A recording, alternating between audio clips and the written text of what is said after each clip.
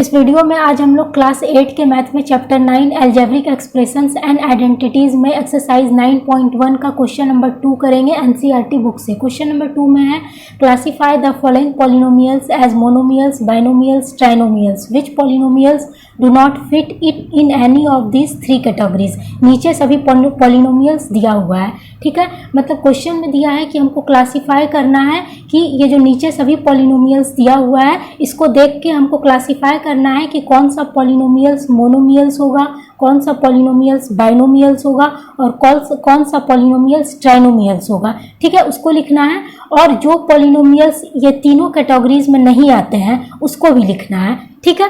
तो यही है क्वेश्चन।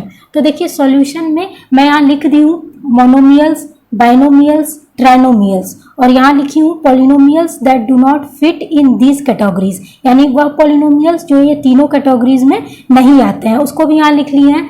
अब जो पॉलिनोमियल्स मोनोमियल्स होगा उसको मैं मोनोमियल्स वाले कॉलम में लिखूंगी, जो पॉलिनोमियल्स बाइनोमियल्स होगा उसको बाइनोमियल्स वाले कॉलम में लिखूंगी और जो पॉलिनोमियल्स ट्राइनोमियल्स होगा उसको ट्राइनोमियल्स वाले कॉलम में लिखूंगी और जो पॉलिनोमियल्स ये तीनों में से कोई नहीं होगा उसको इस कॉलम में लिखेंगे, ठीक है।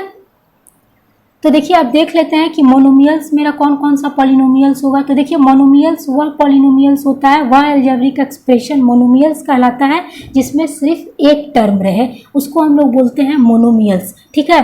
तो देखिए जैसे कि ये 1000 ये मेरा क्या है, इसमें एक ही टर्म है 1000, तो ये क्या हो गया मोनोमियल्स हो गया। तो 1000 मेरा मोनोमियल्स कहलाएगा क्योंकि इसमें एक ही टर्म है। और देख लेते हैं कौन सा मोनोमियल्स है। तो ये देखिए PQR भी क्या है, एक ही टर्म है, तो इसलिए ये भी किस में आएगा, मोनोमियल्स में। PQR भी क्या होगा, मोनोमियल्स होगा क्योंकि इसमें एक ही टर्म है, ठीक है, और कोई नहीं होगा मोनोमियल्स। अब देख लेते हैं बाइनोमियल्स मेरा कौन कौन सा पॉलिनोमियल्स होगा। तो बाइनोमियल्स वह अलजेब्रिक एक्सप्रेशन होता है जिसमें दो टर्म हो, वो कहलाता है बाइनोमियल्स, ठीक है। वह अलजेब्रिक एक्सप्रेशन जिसमें दो टर्म हो वो कहलाता है बाइनोमियल्स। तो देख लेते हैं बाइनोमियल्स कौन कौन सा होगा। तो देखिए x प्लस वाई ये क्या है, बाइनोमियल्स होगा क्योंकि इसमें दो टर्म है, एक है x और दूसरा है y, तो इसलिए ये क्या होगा, बाइनोमियल्स होगा। x प्लस वाई होगा बाइनोमियल्स, ठीक है। अब देखिए 2y माइनस 3y² ये भी क्या है, बाइनोमियल्स है क्योंकि इसमें भी दो टर्म है, एक टर्म है 2y और दूसरा टर्म है माइनस 3y², ठीक है। तो इसमें भी दो टर्म है तो इसलिए ये भी क्या आएगा, बाइनोमियल्स में आएगा। 2y माइनस 3y² ये भी होगा बाइनोमियल्स में, ठीक है।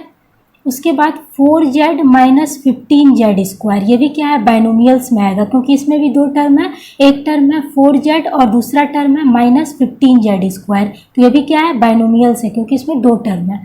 तो 4z माइनस 15z² ये भी होगा बाइनोमियल्स में। उसके बाद देखिए ये p² प्लस pq² ये भी क्या होगा, बाइनोमियल्स होगा क्योंकि इसमें भी दो टर्म है, एक टर्म है p² और दूसरा टर्म है pq², तो इसमें भी दो टर्म है तो इसलिए ये भी क्या होगा, बाइनोमियल्स में होगा। तो हो जाएगा p² प्लस pq² ये भी है बाइनोमियल्स, ठीक है। जो बाइनोमियल्स है उसको बाइनोमियल्स के कॉलम में लिखेंगे। अब देखिए 2p प्लस 2q ये भी क्या है, बाइनोमियल्स है क्योंकि इसमें भी दो टर्म है, एक टर्म है 2p और दूसरा टर्म है 2q, तो इसमें भी दो टर्म है तो ये भी हो जाएगा बाइनोमियल्स। टर्म क्या होता है वो मैं अलजेब्रिक एक्सप्रेशन एंड आइडेंटिटीज़ के इंट्रोडक्शन वाले वीडियो में बता चुकी हूँ। अगर वो आप इंट्रोडक्शन वाला वीडियो चैप्टर 9 का इंट्रोडक्शन वाला वीडियो नहीं देखे हैं तो उसका लिंक मैं डिस्क्रिप्शन में डाल दूँगी, आप वहाँ जाके चेक कर लीजिएगा, ठीक है। तो ये सभी जो हो गए पॉलिनोमियल्स ये बाइनोमियल्स हो गए क्योंकि सभी में क्या है, दो टर्म है, ठीक है। अब देख लेते हैं ट्राइनोमियल्स कौन कौन सा पॉलिनोमियल होगा। तो ट्राइनोमियल्स वह अलजेब्रिक एक्सप्रेशन होता है जिसमें थ्री टर्म रहे, वो कहलाता है ट्राइनोमियल्स, ठीक है।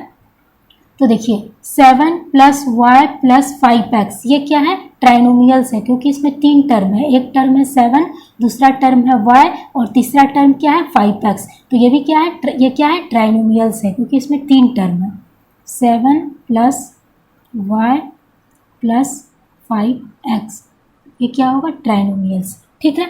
उसी तरह से देखिए 2y minus 3y square plus 4y cube, ये भी क्या है, ट्राइनोमियल्स है, क्योंकि इसमें भी 3 टर्म है, एक है 2y, दूसरा टर्म है माइनस 3y स्क्वायर और तीसरा टर्म है 4y क्यूब। तो 3 टर्म है इसमें, इसलिए ये क्या होगा, ट्राइनोमियल्स।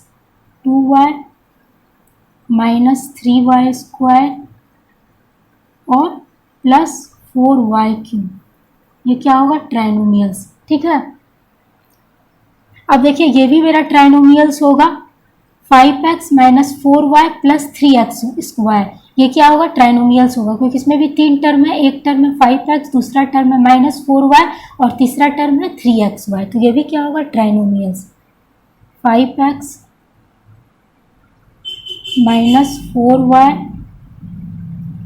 और प्लस 3xy। ठीक है, ये क्या हो गया, ट्राइनोमियल्स हो गया। बस अब कोई ट्राइनोमियल्स में नहीं आएगा। ठीक है, तो ये सभी क्या होगा, ट्राइनोमियल्स हो गए। अब देख लेते हैं कि कौन सा पॉलिनोमियल जो है इस तीनों कैटेगरीज में नहीं आता है। ठीक है, तो जिसको नहीं लिखे हैं, जो छूटा हुआ है वही होगा। अब देखिए जैसे x plus x square plus x cube plus x4, ये मेरा ना तो मोनोमियल्स है, ना बाइनोमियल्स और ना ही ट्राइनोमियल्स है, क्योंकि इसमें कितने टर्म है, 4 टर्म है, एक है x, दूसरा एक्स स्क्वायर, तीसरा टर्म है एक्स क्यूब, चौथा टर्म है x4। तो इस अलजेब्रिक एक्सप्रेशन में 4 टर्म है, तो इसलिए ये क्या होगा, ये तीनों कैटेगरीज में ये नहीं आएगा। तो इसको हम लोग इसमें लिखेंगे x plus x square plus x cube plus x4। ठीक है, इसको हम लिखेंगे polynomial that do not fit in this categories, यानी ये तीनों कैटेगरीज में जो नहीं आता है उसको हम लोग इस कॉलम में लिखेंगे। तो ये मेरा तीनों कैटेगरीज में नहीं आता है, क्योंकि इसमें 4 टर्म है।